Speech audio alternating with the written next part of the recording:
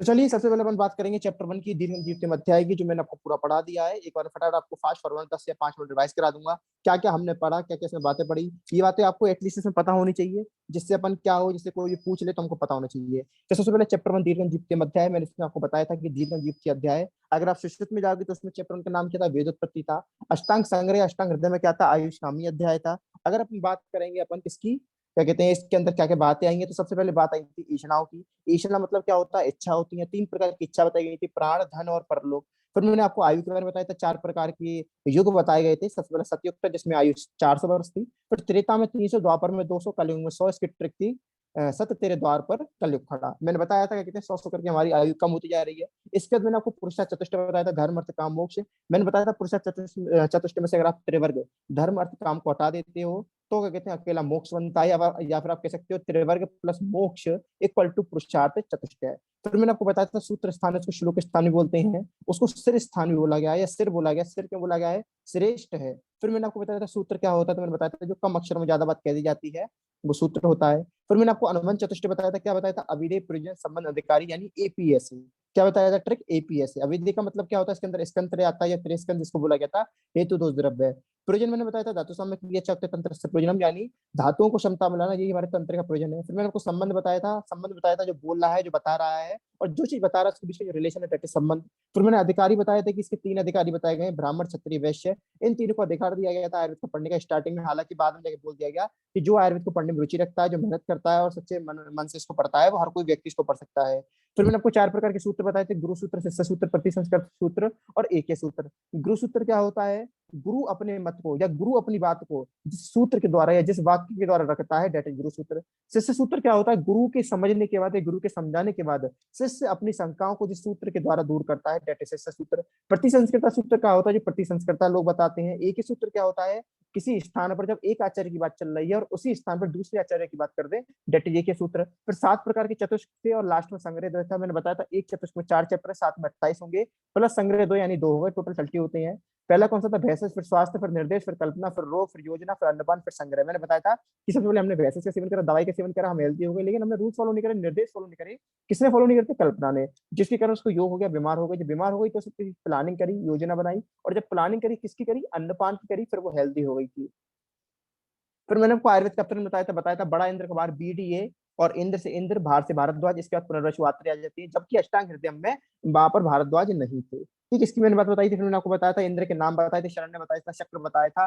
कुछ इस तरीके के मैंने आपको इंद्र के नाम बताए थे। फिर मैंने बताया था जो महर्षि थे उनकी मीटिंग हुई थी। मीटिंग कहाँ पर हुई थी, हिमालय के सुंदर स्थान हुई थी। कितने आए थे, 53 ऋषि आए थे। कौन कौन से नाम याद कराए थे, सांख्य याद कराया था, बडिश कराया था, अगस्त्य कराया था, कांकन कराया था, पेंगी कराया था, विश्वामित्र कराया था। मैंने बताया था इसमें क्या कहते हैं, जो सांख्य है वो एक शब्द भी है जो हमारी चरक संहिता में 5 बार आया है। फिर मैंने बताया था जो भारद्वाज है उनको उग्रतापा भी बोला गया है। फिर मैंने आपको ये बताया था जो भारद्वाज है वो इंद्र के पास गए थे। इंद्र के पास क्यों गए थे, क्योंकि उन्हें पता था कि जो इंद्र है उन्होंने अभी तक आयुर्वेद का ज्ञान किसी को नहीं दिया, और वो देने के लालसी है, मतलब वो किसी को ज्ञान देना चाहते हैं। जैसे हर किसी को पढ़ाने की इच्छा होती है। जैसे जो ब्रह्मा जी थे उन्होंने दक्ष को ज्ञान दे दिया, दक्ष ने अश्विनी को दे दिया, अश्विनी ने इंद्र को दे दिया, लेकिन अब तक इंद्र जी ने किसी को ज्ञान नहीं दिया, तो इसलिए इंद्र जी ज्ञान देना चाहते थे, अपना एक शिष्य बनाना चाहते थे, जिस कारण कहते हैं उनको पढ़ाने में इंटरेस्ट था। और जिसके पास इंटरेस्ट होता है तो बच्चे वहीं जाते हैं पढ़ने। इसी तरीके से जो भारद्वाज थे वो देवराज इंद्र के पास गए थे। भारद्वाज इकलौते ऐसे व्यक्ति थे जो इतनी कैपेसिटी रखते थे कि पृथ्वी लोक से जाएं कहां पर, देवलोक में, और वहां से पूरा ज्ञान पढ़ करके नीचे आ जाए और उससे मनुष्य का उद्धार कर सके। इससे इसके बाद मैंने आपको फिर काफी सारी बातें बताई थी। फिर इसके बाद हमारा आया था त्रिसूत्र आया था, हेतु, लिंग, औषध। हेतु मैंने बताया था, हेतु क्या होता है, जो रोग की उत्पत्ति का कारण है, जो निदान है, डेट इज हेतु। लिंग क्या होता है, जो सिम्टम्स होते हैं, जो लक्षण होते हैं। द्रव्य क्या है, द्रव्य मतलब औषध। तो हेतु 3 प्रकार के बताया था, काल्य बताया था, असात्म्य इंद्रिय सहयोग बताया था, कर्म बताया था। जो असात्म्य इंद्रिय सहयोग था मैंने बताया था, इसमें इंद्रियों का अपने विषयों के साथ मिथ्या जो होना, अति जो होना, हीन जो होना ही रोग की उत्पत्ति का कारण होता है। इसी प्रकार काल का अतियोग, हीन योग, मिथ्या योग होना रोग का कारण होता है। और कर्म का, कर्म मतलब प्रज्ञा अपराध का हीन योग, अति योग, मिथ्या योग होना भी एक तरीके से रोग का कारण होता है। फिर मैंने बताया था परिणाम, परिणाम के अंदर 2 स्वाभाविक रोग बताए थे, जरा और मृत्यु। किसने बताए थे, शालिंदर ने बताए थे। फिर मैंने आपको बताया था लिंग, लिंग के अंदर 5 जाती है, पूर्व, रूप, उपशय, अनुपशय, संप्राप्ति। फिर ठीक मैंने आपको द्रव्य के प्रकार बताए, 3 प्रकार के होते हैं, 2 शामक, धातु प्रदूषक और स्वस्थ हित। फिर मैंने आपको इसके बाद पदार्थ बताए थे, पदार्थ 6 होते हैं, कौन कौन से, सामान्य, विशेष, गुण, द्रव्य, कर्म, समवाय। ठीक है, ये किसके अकॉर्डिंग थे, ये हमारे वैशेषिक चरक के अकॉर्डिंग थे। लेकिन अगर वैशेषिक के अकॉर्डिंग बताएं तो क्या हो जाते हैं, द्रव्य गुण कर्म सामान्य विशेष समवाय। मैंने आपको बताया तो चरक होते हैं बिल्कुल सामान्य व्यक्ति थे, सामान्य थे इसलिए सामान्य सबसे आगे आता है, तो सामान्य के पीछे विशेष आ गया, जो गुण थे वो गुणी व्यक्ति थे इसलिए गुण के पीछे आ जाता है। गुणों की संख्या की बात करें, चरक ने 41 बताए थे, और क्या कहते हैं इसके अलावा जो न्याय दर्शन थे उन्होंने 24 बताए थे, वैशेषिक ने 17 बताए थे। ये गुणों की बात कर दी मैंने। इसके पहले क्या कहते हैं, एक बात और आई थी कि 5 रोग ऐसे हैं जिसमें सिर्फ लंघन कराया जाता है, अक्षी कुक्षी भावा रोगा प्रतिशाय व्रण ज्वरा, एक श्लोक आया था। अक्षी कुक्षी भावा, अक्षी में कोई दिक्कत है, कुक्षी में कोई दिक्कत है, प्रतिशाय जुकाम हो गया, व्रण कोई घाव हो गया, ज्वर, ये 5 रोग ऐसे होते हैं जिसमें सिर्फ अपन लंघन कराते हैं, ये भी मैंने आपको बताया था। फिर मैंने आपको बताया था चरक ने और वैशेषिक ने 6 पदार्थ माने, जबकि न्याय ने 7 माना, जिसको अपन ने क्या बोल दिया था, अभाव पदार्थ बोला गया था। फिर मैंने आपको एक पॉइंटर बताया था किरणावली, एक किरणावली नाम आया था, किरणावली में भी 7 पदार्थ माने गए। सब कुछ किताब को मिल जाएगा, सब कुछ मैंने हाईलाइट कर रखा है, कोई बात ऐसी नहीं है जो बिना हाईलाइटेड हुई हो। फिर मैंने आपको पुनर्वसुआत्र के 6 शिष्य के नाम बताए थे, अग्निवेश, भेल, जत्रुकर्ण, वाराशर, हारी, क्षारपाणी। मैंने आपको बताया था अग्निवेश ज्यादा विशेष होशियार थे, जिस कारण की गुरु पर विशेष कृपा थी, जिस कारण उन्होंने सबसे पहले अपना एक तंत्र निकाला, और वो तंत्र आगे इतना प्रसिद्ध हो गया जो आगे जाके चरक संहिता के नाम से पॉपुलर हो गया। फिर मैंने आपको बताया था कितने गुरु कैसे बनते हैं, मैंने बताया था कि आत्रेय से पहले भारद्वाज है, तो पुनर्वसु आत्रेय उनके गुरु कौन हुए, भारद्वाज। अगर चरक के अकॉर्डिंग बात करें तो भारद्वाज के गुरु कौन है, क्या कहते हैं, सॉरी, आत्रेय गुरु कौन है, भारद्वाज। लेकिन अगर भागवत के अकॉर्डिंग बात करें तो आत्रेय गुरु कौन है, इंद्र, क्योंकि वहां पर भारद्वाज नहीं थे। ठीक, ये बात हुई थी हमारी। फिर मैंने आपको बताया था कि मीटिंग हुई थी वहां पर, ठीक है, हिमालय पर, वहां पर 53 ऋषि थे, 53 ऋषि थे, तो वहां पर 3 आत्रों के नाम आए, कृष्ण आत्रेय, भिक्षु आत्रेय, पुनर्वसु आत्रेय। तो पूछा जाता है वहां पर कौन से आत्रेय नहीं आए थे उस मीटिंग में, तो आपको बोलना है कृष्ण आत्रेय वहां पर नहीं आए थे, वो एब्सेंट थे। फिर इसके बाद अपन ने बात करी थी किसकी, आयुर्वेद तंत्र के प्रयोजन की बात करी गई थी, आयुर्वेद की परिभाषा की बात आई थी, आयुर्वेद की परिभाषा और आयु की परिभाषा की बात आई थी। तो सबसे पहले ना आपको क्या कहते हैं 8 देवताओं के नाम बताए थे, कौन कौन से थे, बुद्धि सिद्धि, स्मृति मेधा, धृति कीर्ति, क्षमा दया। फिर मैंने आपको आयुर्वेद की परिभाषा बताई थी, हिता एतम सुखम दुखम आयुष्य हिता एतम वांछित चित्तम आयुर्वेद सा उच्यते। मतलब जिस शास्त्र में हितायु अहितायु सुखायु दुखायु इनके हित और अहित के बारे में बताया गया हो, उस आयुर्वेद को ही, उसी शस्त्र को अपन आयुर्वेद बोलते हैं। फिर मैंने आपको आयु के लक्षण बताए थे, शरीर इंद्रिय सत्वात्मक संयोगधारी जीवितम नित्य अनुबंधस्य पर्याय आयु उच्यते। शरीर का, इंद्रिय का, सत्व का और आत्मा का, इन चारों का जब संयोग होता है, मिलन होता है, धारी, तब जाके जीवन को धारण करने वाली शक्ति जनरेट होती है, जो नित्यक होती है, मतलब उसका प्रति समय यानी डेली का डेली आयु का क्षरण हो रहा है। Anubandh, the relation between the physical body and the soul is known as anubandh. मैंने आपको बताया था इसमें 4 घटक हैं, 4 पर्याय हैं। घटक कौन से थे, शरीर था, इंद्रिय था, सत्व था, आत्मा था। घटक की बात यहाँ तक हो गई थी। फिर पर्याय मैंने बताया थे 4 होते हैं, धारी होता है, जीवितम होता है, नित्य होता है, अनुबंध होता है। धारी मतलब जीवन को धारण करने वाला, जी, और क्या कहते हैं, जीवितम मतलब उसको सड़ने से गलने से रोकता है। नित्य का मतलब क्या है, जो हमारी आयु है प्रतिक्षण उसका क्षरण हो रहा है, घट रही है। फिर मैंने आपको बताया था अनुबंध, अनुबंध का मतलब क्या होता है, एक तरीके से रिलेशन किसका, आत्मा और शरीर के बीच में, यानी कि the relation between the physical body and soul is known as anubandh. फिर मैंने आपको ये बताया था जो हमारे आचार्य सुश्रुत हैं, उन्होंने अपने शारीरिक स्थान में आत्मा को शरीर बोला गया है। ये सारे पॉइंट ऐसे जो पीजी में कहीं ना कहीं आ जाती हैं। फिर मैंने आपको इसके बाद क्या कहते हैं, गुण, सामान्य, विशेष, इन सब की परिभाषा बताई थी। मैंने आपको बताया था सामान्य और विशेष के लिए आपको 2 श्लोक याद करने। पहला श्लोक है जो आप हमेशा से बच्चों में तोतों की तरह रटते आ रहे हैं, कौन सा, सर्वदा सर्वभावना सामान्य वृद्धि कारण ह्रास विशेष प्रवृत्ति रूपस्य, यानी सर्वदा हमेशा, सर्वभावना सभी भावों की, सामान्य वृद्धि कारणम यानी वृद्धि करता है, यानी हमेशा सभी भावों की सामान्य वृद्धि करता है। हिरास हेतु, हिरास मतलब कम करने के लिए हमारे पास क्या है, विशेष है। लास्ट में लिख रहा है प्रवृत्ति विवश, जिसका मीनिंग मैंने आपको खासकर बताया था। प्रवृत्ति विवश का मतलब था व्यवहार में लाना। ऐसा नहीं है कि हमने क्या कहते हैं मांस ले आए तो मांस को रख दिया, दूध ले आए दूध को रख लिया, जिम में चले गए तो जिम में बैठे रहे। यानी अगर आपको बॉडी बनानी है तो जिम में जाने से कुछ नहीं होगा, वहां वर्कआउट करना पड़ेगा। अगर आपको क्या कहते हैं शरीर में शुक्र धातु को बढ़ाना है तो दूध पीने से, दूध देखने से कुछ नहीं होगा, दूध का सेवन करना पड़ेगा। शरीर में बल बढ़ाना है तो मांस को देखने से काम नहीं चलेगा, लाने से काम नहीं चलेगा, उसका सेवन ही बढ़ाना पड़ेगा। इसके बाद मैंने आपको सामान्य और विशेष के तीन प्रकार बताए थे, द्रव्य सामान्य, गुण सामान्य, कर्म सामान्य, और विशेष भी 3 थे, द्रव्य विशेष, गुण विशेष, कर्म विशेष। द्रव्य सामान्य, मांस का सेवन करने से मांस की वृद्धि, रक्त का पान करने से रक्त की वृद्धि। गुण सामान्य, शीत, गुरु, स्निग्ध आइटम का सेवन करने से कफ की वृद्धि। कर्म सामान्य, भागने से, चल, रूक्ष, इनका क्या कहते हैं, ऐसे कर्म करने से, जहां पर आप कर्म कर रहे हो, क्रिया कर रहे हो, भाग रहे हो, दौड़ रहे हो, सो नहीं रहे, इस आराम नहीं कर रहे, तो क्या होगा, वात की वृद्धि होगी, डेट इज कर्म सामान्य। द्रव्य विशेष क्या हुआ, मैंने आपको बताया था कि मज्जा धातु की, क्या कि मांस धातु की वृद्धि होने पर अस्थि धातु का सेवन कराने से जो मांस धातु होती है उसका क्षय हो जाता है, डेट इज द्रव्य विशेष। गुण विशेष, मैंने आपको रूक्ष भोजन का सेवन कराया, मैंने आपको उष्ण भोजन का सेवन कराया, तो आपको कफ का क्षय हो गया, डेट इज गुण विशेष। कर्म विशेष, मैंने आपको रनिंग कराई, वर्कआउट कराया, इससे क्या हुआ, आपके कफ का क्षय हो गया, मोटापा कम हो गया, डेट इज कर्म विशेष। यानी जहां भी आपको कम करना होगा विशेष का सहारा लोगे, जहां भी बढ़ाना होगा तो सामान्य का सहारा लोगे। तो हमारे शरीर में ये दो ही तो बातें होती है, तो कुछ बढ़ जाता है जब कम हो जाता है। जब कम हो जाएगा तो आप सामान्य ले आओगे, जब बढ़ जाएगा तो विशेष ले आओगे। फिर मैंने आपको बात बताई कि एक श्लोक दूसरा आया था, सामान्य एकत्व कर्म विशेषस्तु पृथकत्वम तुल्य अर्थ ही सामान्य विशेषस्तु विपर्य। इसका मतलब क्या, सामान्य एकत्व कर्म, सामान्य एक कर रहा है, जोड़ रहा है। देखिए सामान्य एक करेगा तभी तो बढ़ा रहा है। मैंने सबसे पहले बोला कि सामान्य क्या कर रहा है, वृद्धि कर रहा है। अब देखिए वृद्धि कब करेगा चीजों की, जब लोगों को जोड़ेगा। मैंने बोला कि हमारा बीइंग डॉक्टर चैनल जो है वो लोगों को जोड़ रहा है। कब जोड़ेगा, जब हम लोगों को बढ़ाएंगे, जब हमारे सब्सक्राइबर्स बढ़ेंगे तभी तो हमारी वृद्धि होगी, तभी तो हम यूनाइट होंगे। ठीक है, अगर हम बोलते हैं कि हमारा चैनल लोगों को अलग कर रहा है, लोगों में मन मोटाव पैदा कर रहा है, यानी हम लोगों को अलग कर रहे हैं, लोगों में क्षय कर रहे हैं। तो विशेष का मतलब क्या हो रहा है, जो कम कर रहा है, जो अलग कर रहा है। जबकि सामान्य का मतलब क्या हुआ, जो बढ़ा रहा है, जो जोड़ रहा है। यानी बढ़ेगा कब, जब हम लोगों को जोड़ेंगे। हमारे पास पैसा कब बढ़ेगा, जब हम पैसे को जोड़ेंगे। और अगर हम पैसे को फेंकते जाएंगे, खर्च करते जाएंगे तो क्या होगा, पैसा कम होगा। यानी विशेष क्या कर रहा है, खर्च कर रहा है, शरीर की एनर्जी खर्च कर रहा है, शरीर की ओज को खर्च कर रहा है, जिस कारण क्या होगा, शरीर का क्षय होगा। और जो सामान्य है वो क्या कर रहा है, जोड़ रहा है, एकत्रित कर रहा है, जिस कारण क्या होगा, वृद्धि होगा। तो मैंने आपको 3-4 एग्जांपल से सामान्य और विशेष समझा दिया। इसी पर हमारा पूरा आयुर्वेद का चिकित्सा सिद्धांत निर्भर करता है। सबको ध्यान रखना है कि सामान्य से वृद्धि करनी है, विशेष से क्षय करता है, पूछा जाता है, इसलिए मैंने थोड़ा ज्यादा इस पर फोकस करा। फिर मैंने आपको बताया था त्रि करके काफी सारे आइटम आए थे, लाइक त्रिस्थूल, वात पित्त कफ, त्रिदंड शरीर आत्म मन, त्रि त्रिसूत्र, हेतु लिंग औषध। तो कुछ इस तरीके की हमने बातें काफी सारी आपके सामने कर ली थी। फिर आता है त्रिधातुज पुरुष। तो देखिए जो त्रिधातुज पुरुष होता है, त्रिदंड को ही बोल देते हैं, यानी शरीर आत्मा मन को ही त्रिधातुज पुरुष भी बोल देते हैं। ठीक है, इसके आगे फिर मैंने आपके सामने कुछ बात करी थी, यानी कर्म की बात करी थी, द्रव्य की बात करी थी। तो क्या कहते हैं, तो एक श्लोक आया था, ठीक है, एक श्लोक आया था सबसे पहले, जिसमें पदार्थ की बात करी गई थी।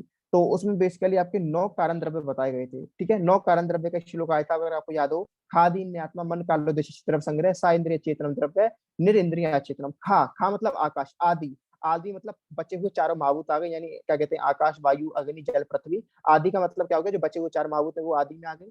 खा आदि ने आत्मा, आत्मा मन कालो दिशा। 9 कारण द्रव्य होते हैं, आपको पता है। और कारण द्रव्य कैसे होते हैं, इनफाइनाइट होते हैं। तो क्या कहते हैं, 9 कारण द्रव्य हो गए, ये द्रव्य संग्रह, ये द्रव्यों का संग्रह है। सा इंद्रिय चेतनम, जो इंद्रियों के साथ है उसमें चेतनता होती है, चेतन होती है। और जिसके अंदर इंद्रिया नहीं होती वो अचेतन होता है। ये हमको बात सारी पता है, सब हम फर्स्ट में अच्छी तरीके से रटते हुए आ रहे हैं। फिर मैंने आपको गुण की गणना कराई थी, सार्था गुर्वाद्यो बुद्धि प्रत्यंता परादया। सार्था मतलब अर्थ मतलब 5 थे, गुर्वाद्यो 20 थे, बुद्धि 1 प्रत्यय 5, परादे 10, टोटल 41 हो जाते हैं। फिर मैंने एक पॉइंट बताया था कि आयुर्वेद में 2 गुण नहीं माने, कौन कौन से, धर्म और अधर्म नहीं माना। फिर मैंने आपको बताया था जो चरक है उन्होंने 41 माने हैं, न्याय ने 24 माने हैं, वैशेषिक ने 17 माने हैं।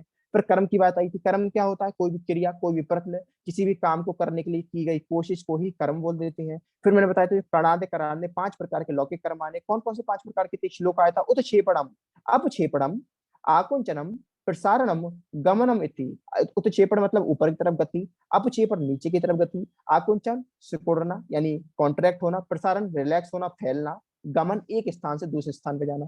फिर मैंने बताया था क्या कहते हैं, 3 प्रकार के कर्म और बताए गए चिकित्सा शास्त्र में, पूर्व कर्म, प्रधान कर्म, पश्चात कर्म, pre operative, operative, post operative. फिर मैंने आपको बताया था क्या कहते हैं, 5 प्रकार के पंचकर्म बताए गए, वमन, विरेचन, निरूहण, अनुवासन और नस्य। ठीक है, तो यहाँ तक हमारी बात हो गई थी। इसके बाद मैंने आपको समवाय बताया था। समवाय के लिए एक स्पेशल पॉइंट आया था, समवायो अपृथक भावो। यानी समवाय क्या होता है, अपृथक होता है, जिसको अपन अलग नहीं कर सकते।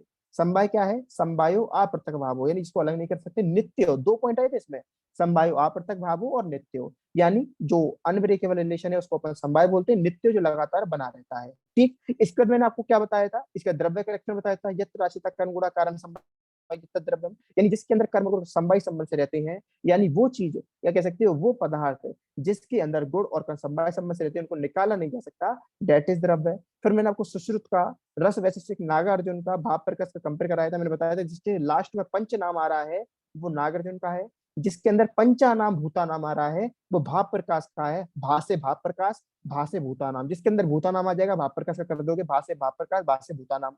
फिर मैंने बताया था जहां पर क्रिया शब्द आ जाएगा वो सुषुप्त का हो जाएगा, सुषुप्त को क्रिया करना पसंद था। फिर मैंने आपको बताया था क्या कहते हैं, पांचों महाभूत के गुण की जो अग्नि होती है जलाने का काम करती है, वायु मूवमेंट कराती है, आकाश एक खाली जगह प्राप्त करवाता है आप्रतिघात, जल क्या करता है, जोड़ने का काम करता है, पिंडीकरण करता है। फिर मैंने आपको मन के कार्य बताए थे, क्या होते हैं कार्य, चार होते हैं, इंद्रिय निग्रह, इंद्रियों को कंट्रोल करना, स्व निग्रह, खुद को कंट्रोल करना, विचार सोचना वगैरह, ऊ मतलब संकल्प वगैरह, ये सब उसके काम बताए थे। फिर मैंने आपको फिर मन के गुण बताए थे, दो गुण होते हैं, अणुत्वम चा एकत्वम, दो गुणा मनस स्मृता। मन के विषय बताए थे मैंने, पांच होते हैं, चिंत्य विचार ऊ हम देहम संकल्पम एवचा। ठीक है, फिर मैंने आपको गुण का लक्षण बताया था, संवाई तो निश्चेष्ट कारण द्रव्य, यानी जो द्रव्य के अंदर संवाई संबंध से रहता है निश्चेष्ट, लेकिन कोई क्रिया नहीं करता, रह रहा है लेकिन कोई क्रिया नहीं कर रहा। होते ना कुछ लोग पड़े रहते हैं, रह रहे हैं लेकिन कोई काम नहीं करते, जैसे हम लोग होते हैं, आप लोग, तुम लोग हो, कितने आलसी, घर पर जाओगे, पड़े रहोगे, खाते पीते रहोगे, मम्मी की कोई मदद नहीं करोगे, तो वो क्या हो, तुम लोग गुड़ हो, यानी रह रहे हो लेकिन कुछ काम नहीं कर रहे।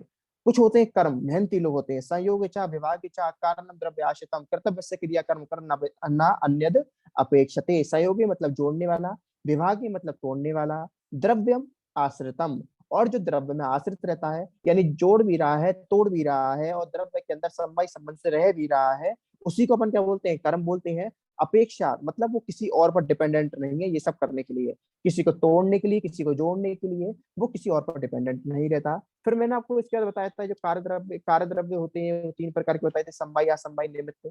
मैंने कहा था ज्यादा डिटेल में नहीं पढ़ेंगे इसमें। फिर मैंने आपको बताया था धातु साम्य, यानी फाइनली अब आयुर्वेद तंत्र का प्रयोजन आ गया था, धातु साम्य क्रिया चावक्य तंत्र से प्रयोजनम। मैंने बताया था आयुर्वेद का प्रयोजन कहाँ आया, चरक सूत्र 30 में। आयुर्वेद तंत्र का प्रयोजन कहाँ है, चरक सूत्र 1 में। आयुर्वेद की परिभाषा कहाँ आई है, चरक सूत्र 1 में।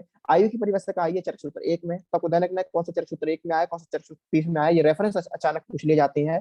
फिर मैंने एक रेफरेंस और बता दी अचानक पूछा जाता है, विकारो धातु साम्य प्रकृति रुच्यते सुख संज्ञ के आरोग्यम विकारो दुख में विचार। मैंने बताया था ये सूत्र 9 में आया है, विकारो दो धातु में सम्यम। विकार कब होगा, जब आपकी धातु में क्षमता आ जाएगी, साम्यम प्रकृति उच्यते। और लेकिन जब धातु साम्य अवस्था में रहती है तो उसको प्रकृति बोलते हैं, यानी धातु की विकृत अवस्था का नाम विकृति है और धातु की प्राकृत अवस्था का नाम ही प्रकृति है। सुख संग के आरोग्यम, जब आरोग्य होता है हमारे अंदर तो हमको सुख की प्राप्ति होती है, और जब विकार होते हैं तो हमको दुख की प्राप्ति होती है। विकार मतलब आप बीमार पड़ के कोई दिक्कत हो गई तो क्या होगा, दुख की प्राप्ति होगी, और अगर आप हेल्दी हैं तो आपको सुख की प्राप्ति होगी। फिर मैंने आपको बताया थे रोग के त्रिविध कारण क्या होते हैं, काल का, बुद्धि का, इंद्रिय का, अपने विषयों के साथ अतियोग होना, हीनयोग होना, मिथ्यायोग होना ही रोग का कारण है, और इन तीनों का संयोग होना ही आरोग्य का कारण है। फिर मैंने आपको वेदना का दृष्टांत बताया, तीन होते हैं वेदना का दृष्टांत, मन, देह और इंद्रिय। और लेकिन व्याधि के आश्रय दो ही होते हैं, शरीर और मन। व्याधि के आश्रय दो होते हैं, तभी तो दो प्रकार के रोग होते हैं, शारीरिक रोग और मानसिक रोग। जो रोग शरीर को इफेक्ट करते हैं डेट इज शारीरिक रोग, जो रोग मन को इफेक्ट करते हैं डेट इज मानसिक रोग। तो दो प्रकार के रोग होते हैं, दो प्रकार के मन के आश्रय होते हैं। फिर मैंने बताया था शारीरिक में दो प्रकार के रोग बताए, पहली बात हो चुकी थी। फिर मैंने बताया था जो आत्मा होता है वो रोग का आश्रय नहीं होता, आत्मा अजय है, अमर है, निर्विकार है, पर यानी सुपीरियर है, और अपने अंदर गुणों को रखती है, लेकिन क्या कहते हैं चेतन है लेकिन निष्क्रिय है। जबकि जो मन होता है अचेतन होता है, क्रियावन, यानी मन के अंदर चेतनता नहीं है लेकिन फिर भी क्रिया कर रहा है, जबकि आत्मा के अंदर चेतनता है लेकिन फिर भी निष्क्रिय है। आत्मा दो प्रकार की बताई गई थी, परात्मा और जीवात्मा। परात्मा जो सुपीरियर है, दो एक है, जो लोगों को कर्मों का फल देती है, बुरे लोगों को बुरा फल, अच्छे लोगों को अच्छा फल। जबकि जो जीवात्मा है प्रत्येक व्यक्ति में अलग अलग है। ठीक, इसके आगे की अपन बात करेंगे थोड़ी सी। फिर मैंने आपको बात बताई थी शारीरिक और मानसिक दोष का श्लोक आया था, वायु पित्त कपिशक्त शरीर दोष संग्राम मानस परादुष्टो रजस तम एव चा। तीन प्रकार के शारीरिक दोष, तीन प्रकार के मानसिक दोष। एक श्लोक आया था, पित्त पंगु का पंगु पंगु मलदातव वायु के यत्र नियंते तत्र गच्छन्ति मेघवता। शारीरिक ने बताया है नानात्म जो चाल 80 थे, 40 थे, 20 थे। फिर मैंने आपको बताया था क्या कहते हैं, वात पित्त कफ के तीनों के एक श्लोक बताए थे, मैंने बताया था तीनों को याद करना है, तीनों में 7-7 गुण थे। क्या कहते हैं, रूक्ष शीतो लघु सूक्ष्म चलुआ विशद खर विपरीत उड़ द्रव्य मर्त प्रशाम्यति। बात का था पित्त का था शाइष्ण्य मूषम तीषम च द्रवम सरकटु विपरीत कुरे द्रव्य राशि प्रशाम्यति। इसी तरीके से कब का था, गुड़ शीत मृदु उष्ण एकदम मधुर स्तर पिछला शरसोण प्रशमयांति विपरीत उड़ गोड़ा। फिर मैंने आपको चिकित्सा बताई थी, तो मानसिक चिकित्सा क्या थी, ज्ञान विज्ञान धौर्य स्मृति समाधि। जबकि बागवट ने क्या बताई थी मानसिक के लिए, धी धौर्य आदि आत्मति विज्ञान मनो औषधम परम। ठीक है, जबकि शारीरिक की क्या थी, देव व्यापाश्रय और युक्ति व्यापाश्रय। तो ये भी बात हो गई थी। फिर मैंने आपको 6 रस बताए थे, मधुर अम्लवण कटु के साथ मैंने आपको बताया था जो मधुर रस होता है इसको स्वादु बोला गया था। क्यों, क्योंकि काश्यप जो है बाल प्रदान ग्रंथ, उन्होंने बताया था जो बच्चे होते हैं उनको मधुर रस पसंद होता है, उनको मधुर रस स्वाद लगता है, जिस कारण उन्होंने मधुर को स्वादु नाम दे दिया गया था। फिर मैंने बताया था जो 5 महाभूत है उसमें से जल और पृथ्वी आधार द्रव्य है, कारण द्रव्य है, जो एक तरीके से रस को एक बैकग्राउंड, एक बेस, एक कलर प्रोवाइड कराते हैं, जिसके कारण उनकी सत्ता बनी रहती है। जबकि आकाश, अग्नि, वायु एक तरीके से उनका ज्ञान कराते हैं। यानी जब भी हम कोई रस का टेस्ट करते हैं तो उसमें जो स्पेसिफिसिटी होती है कि ये मधुर है, ये अम्ल है, ये लवण है, यानी हम एक रस को दूसरे से डिफरेंशिएट कर पा रहे हैं, this is due to the presence of vayu, आकाश और अग्नि। ठीक है, फिर मैंने बताया था स्टार्टिंग की 3 मधुर, अम्ल, लवण, कफ को बढ़ाते हैं, पित्त को कम करते हैं। लास्ट 3 कटु, तिक्त, कषाय पित्त को सॉरी वात को बढ़ाते हैं और कफ को कम करते हैं। और स्टार्टिंग में अगर मधुर को हटा के कटु लगा दिया, कटु, अम्ल, लवण, तो ये पित्तवर्धक हो जाती है। तो ये सब बात हमारी हुई थी। इसके बाद मैंने आपको बताए थे क्या कहते हैं द्रव्यों के बारे में, 3 प्रकार के थे, जांगम, औद्भिद, पार्थिव। जांगम 19 थे, औद्भिद 18 थे, पार्थिव 14 थे। फिर मैंने आपको एक टेबल बताई थी, मूलिनी 16 थे, फलिनी 19 थे, महास्नेह 4 थे, लवण 5 थे, मूत्र और दूध दोनों 8-8 थे। शोधन के वृक्ष 6 थे, उसमें 3 का क्षीरित होता है, 3 का क्षारीय होता है। इसका टेबल मैंने आपको बताई थी।